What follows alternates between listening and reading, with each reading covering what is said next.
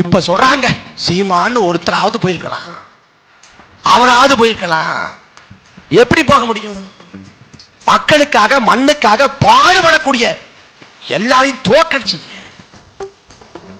இந்த பரப்புரை களத்துல பேசவே செய்யாத விஜய்க்கு ஓட்டு.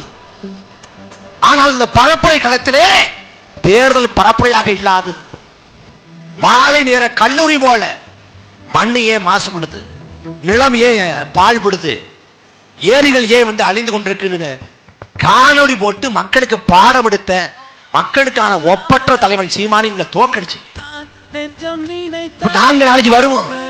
இதோட நிக்க போறது இல்ல, எப்பாடுபட்டாவது இது தடுத்து போராடுவோம்.